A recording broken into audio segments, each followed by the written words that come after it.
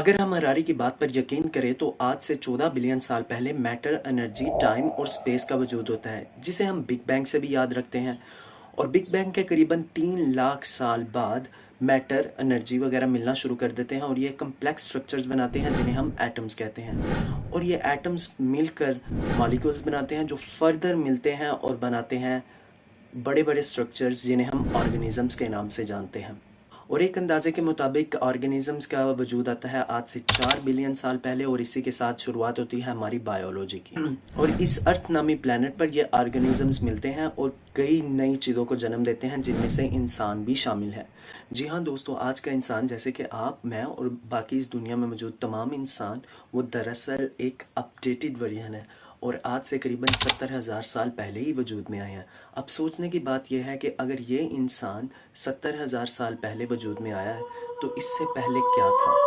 तो आज इस वीडियो में हम जानेंगे इस सवाल का जवाब और जानेंगे कि इंसान इस दुनिया में मौजूद बाकी ऑर्गेनिज्म से, यानी बाकी लिविंग ऑर्गेनिज्म जैसे कि एनिमल्स, प्लांट्स, इन सब से कैसे ज़्यादा तरक्की याफ्ता बना, इंसानों का ओरिजिन कहाँ से है और कहाँ से निकल कर ये बाकी दुनिया में फैल। तो दोस्तों, मैं हूं ज़ुहैब सरवर और आप देख रहे हैं मेरा यूट्यूब चैनल। तो बढ़ते हैं अपने टॉपिक की तरफ।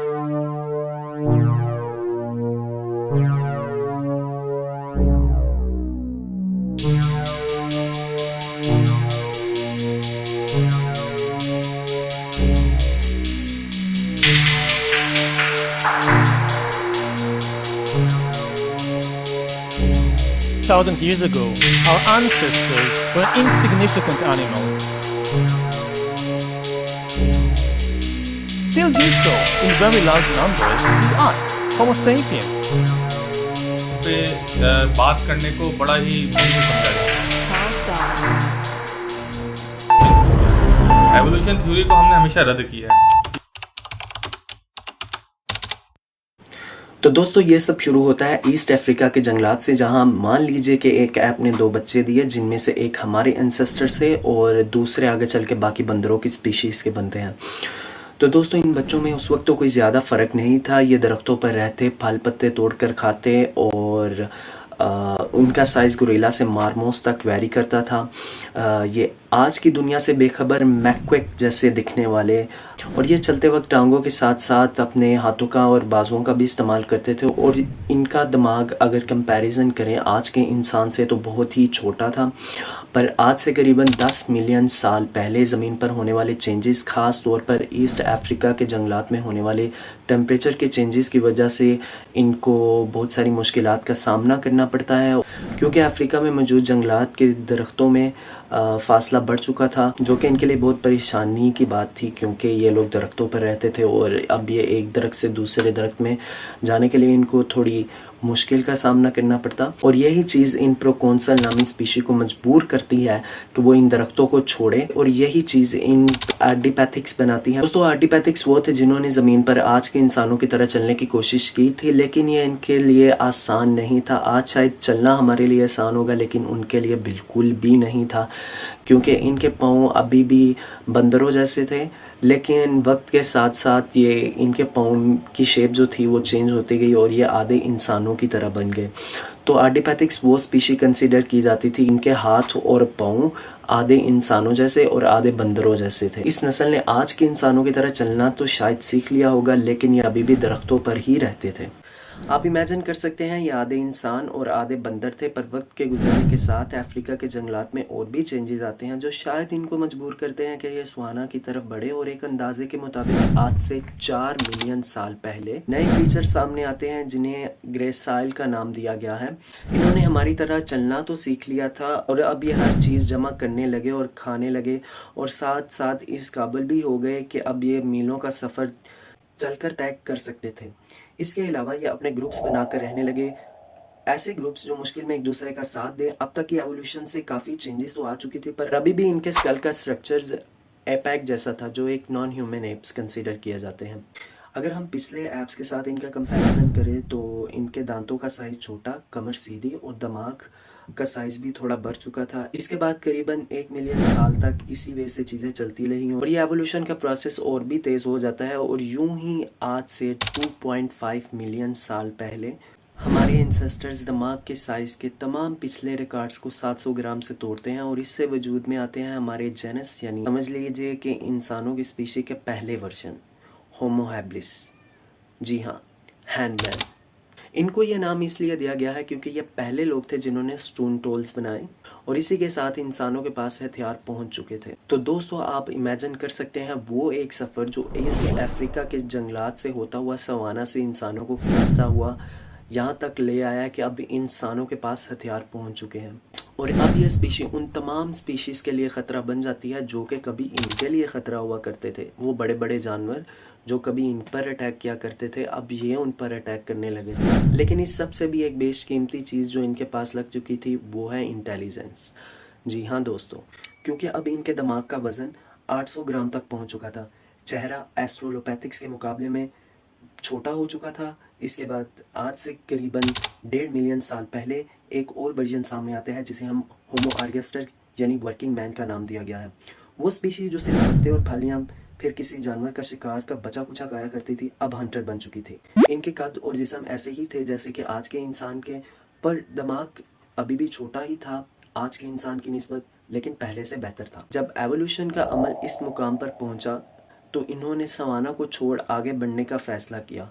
पर दोस्तों ये दुनिया इंसानों के लिए शायद आज तो रहने के काबिल हो चुकी है, लेकिन तब के लोगों के लिए शायद ऐसी बिल्कुल भी नहीं थी। इन्हें कई मुश्किलात का सामना करना पड़ा, कई नए जानवर, कई नई बीमारियां और कई नई चीज़ें देखने को मिली। पर ये सब मुश्किलात शायद एक तरह से इनके लिए ब्लेसिंग्स भी थी, क्योंकि इसी से तो ये इवॉल्व होकर सीखे और इन सब चीज़ों ने ही तो इंसान को इंसान बनने में एक तरह से इस एवोल्यूशन के प्रोसेस में बहुत मदद की। और इन मुश्किलात भरे सफ़र को तय करते करते करते करते इंसान का दिमाग इस लेवल पर पहुंच चुका था जितना कि आज के इंसान का दिमाग है।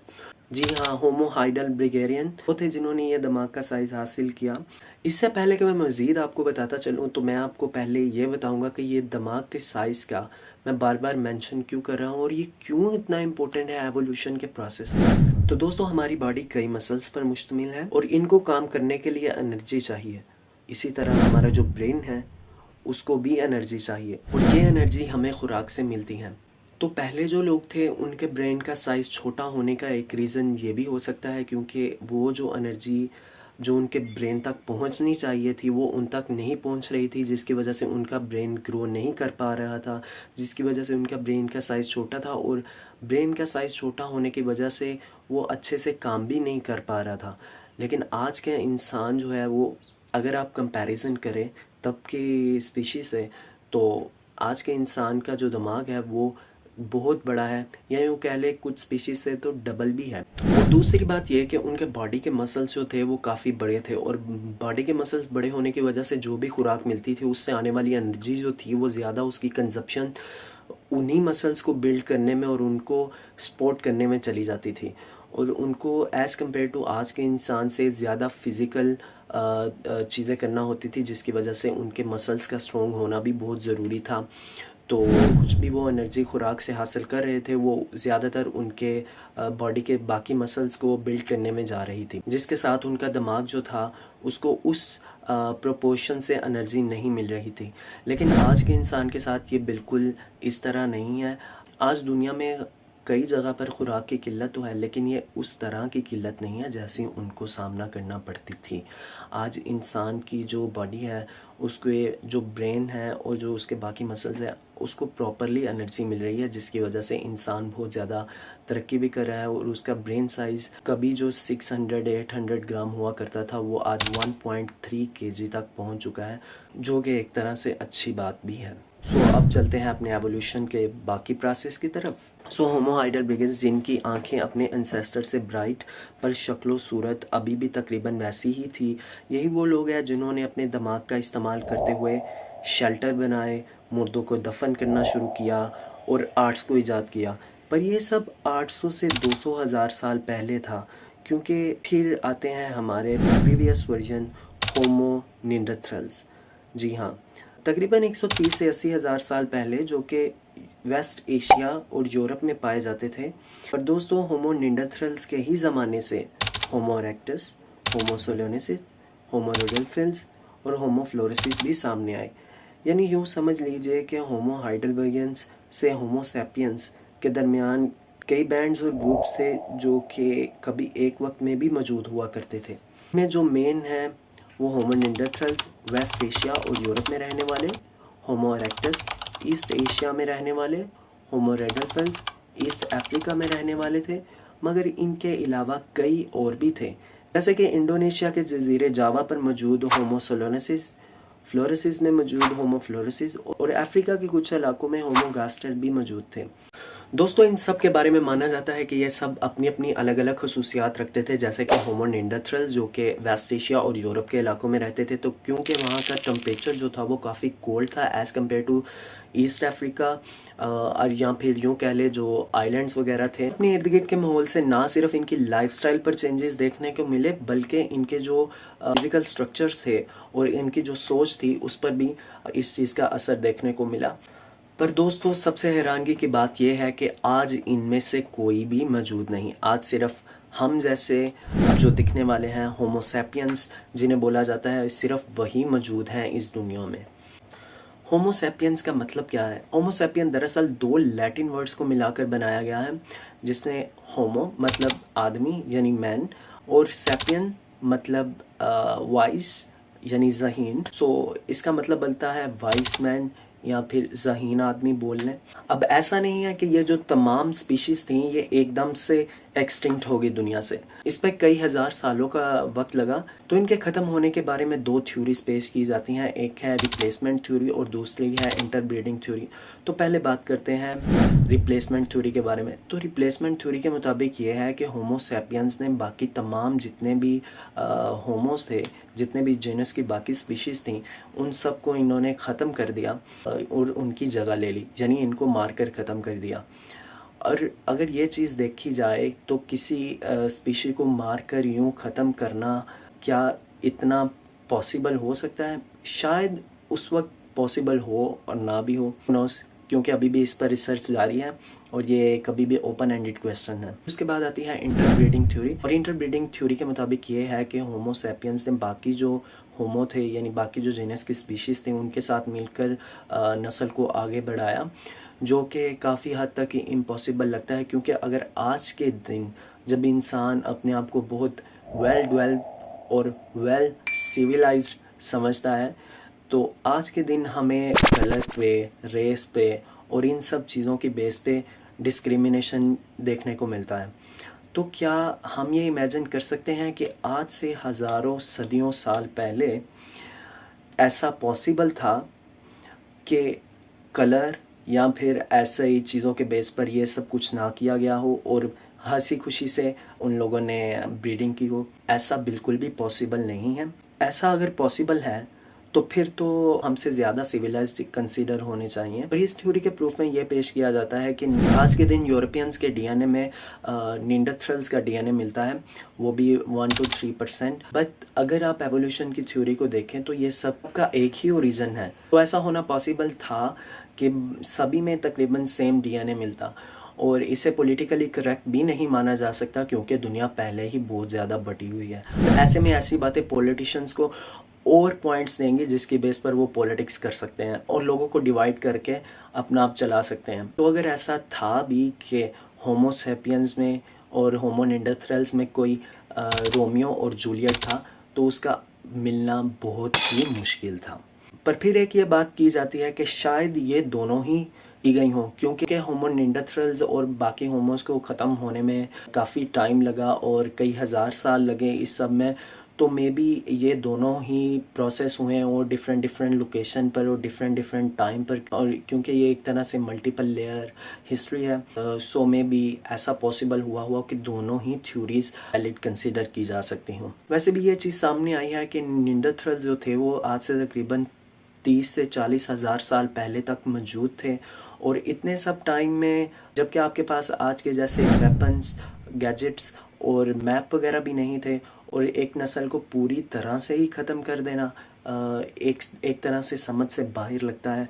अब यहाँ तक तो हमने एप से सैपियंस तक का सफ़र जाना। अब हम आगे जानेंगे कि होमो सैपियंस जो थे वो कैसे पूरी दुनिया में फैले और इनमें कैसे इतना शऊर पैदा हुआ और कैसे ये तरक्की याफ्ता हुआ है, जिसे कॉग्निटिव रेवोल्यूशन का नाम भी दिया गया है। उसकी बात मैं करूँगा नेक्स्ट वीडियो में। पर जाने से पहले ये बात कर लें कि जो एवोल्यूशन की थ्योरी है आखिर वो किस हद तक सच्ची है, और ये बेसिकली किसने ईजाद की, और फिर इसको लेकर अभी तक जो मैंने बताया था, ये जो सारा प्रोसेस जो मैंने होमो सैपियंस तक का बताया, एप से लेकर, ये सारा कुछ जो था ये एक अजम्पशन है। ये रियलिटी है या नहीं, ये अभी तक एक ओपन एंडेड क्वेश्चन है और मैं भी इसे ओपन एंडेड ही छोड़ूंगा। और मैं जानना चाहता हूँ आप इसके बारे में क्या सोचते हैं, प्लीज़ कमेंट में ज़रूर बताइएगा। तो दोस्तों इस थ्योरी को चार्ल्स डार्विन ने पेश किया था, जो कि इंडस्ट्रियलाइजेशन के इरा के बहुत ही मशहूर नेचुरलिस्ट थे। और आप ये जानकर हैरान रह जाएंगे कि ना ही डार्विन ने और ना ही हरारी ने अपनी बुक में या कहीं भी ये कहा है कि इंसान जो है वो बंदरों से ही इवॉल्व हुए हैं। अलबत्ता दोनों का ये यकीन ज़रूर है कि चिंपैंजीज जो हैं वो इंसानों के इंसेस्टर कज़न्स कंसीडर किए जा सकते हैं एवोल्यूशन की थ्योरी को कंसीडर करते हुए, और ये भी माना जा सकता है कि उनके सेम ही रूट्स थे। पर दोस्तों हकीकत तो ये है कि जब डार्विन ने यह थ्योरी पेश की तब साइंस ने इतनी तरक्की नहीं की थी जितनी आज कर चुकी है। पर अभी भी इस सवाल का जवाब पूरी तरह से नहीं मिल सका, और ना ही आज भी साइंस ने इतनी तरक्की की है कि वो 100% इसको सच साबित कर सके। हाँ, वेलेस की थ्योरीज ने और वेलेस की रिसर्च ने ये ज़रूर साबित किया है और इसको काफ़ी हद तक हेल्प करने की कोशिश की है, जिसकी वजह से एवोल्यूशन थ्योरी बाय नेचर जो है आज की हमारी बायोलॉजी की बुनियाद कंसीडर की जाती है। और जो मैंने सारा प्रोसेस एक एप से सैपियन तक का बताया था, वो सारा अभी तक एक अजम्पशन ही है, और जो कुछ थोड़ी बहुत रिसर्च और थोड़ी बहुत चीज़ें की गई हैं उनसे मिला है। तो शायद में भी इन फ्यूचर हमें इसके बारे में और भी जानने को मिले, लेकिन आपकी राय इसके बारे में क्या है वो बहुत ज़्यादा कंसीडर करती है, क्योंकि अगर आप रिलीजियस पर्सन हो तो उस हिसाब से देखें तो इस पर बिलीव करना जो है वो काफ़ी मुश्किल भी हो जाता है। क्योंकि अगर आप एक रिलीजियस पर्सन हो तो आपका इस जैसी थ्योरीज पर बिलीव करना आपके दिमाग को चेंज कर सकता है और आपको एक नेचुरलिस्ट या एग्नोस्टिक की तरफ लेकर जा भी सकता है। पर जो भी हो, चाहे ये थ्योरी साबित हुई है या नहीं हुई है, आज के दिन हमारी बायोलॉजी की यही बुनियाद है और इसी थ्योरी को बुनियाद बनाकर हमारी बायोलॉजी चल रही है। So see you in the next video. I hope so you like it. Bye bye.